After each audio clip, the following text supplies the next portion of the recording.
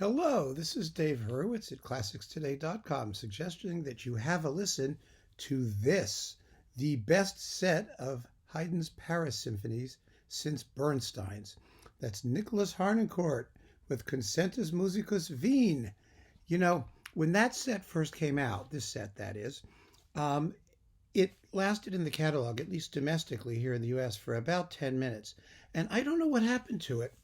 I mean, maybe it was that, this little paper thing that it was packaged in or something. They ran out of them and didn't want to make more. Whatever happened, it disappeared in a trice, literally.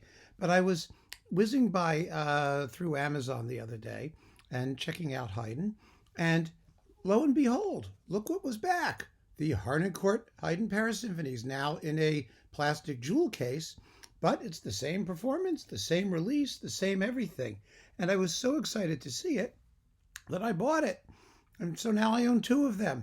I just wanted to make sure that we were getting the same product and it wasn't some sort of, record club knockoff or something. You know how sometimes you see on Amazon, you see third-party sellers and things selling strange things. But no, this is the real deal from Sony.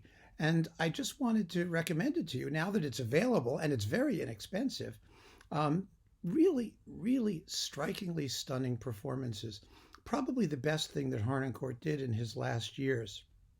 The Paris symphonies in general seem to do better on disc than the London symphonies, I think simply because they're more cohesive as a package. The London symphonies have, a wider range of materials, a wider range of expression, and they were composed over a longer period of time.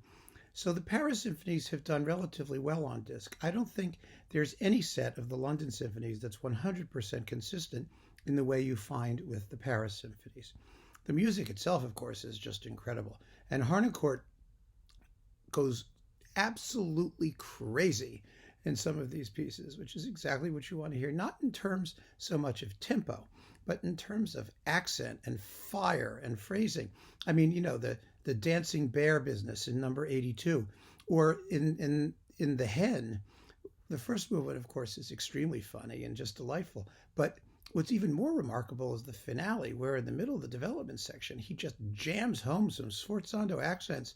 It's the kind of thing that had me running to the score to see if that's what Haydn actually wrote.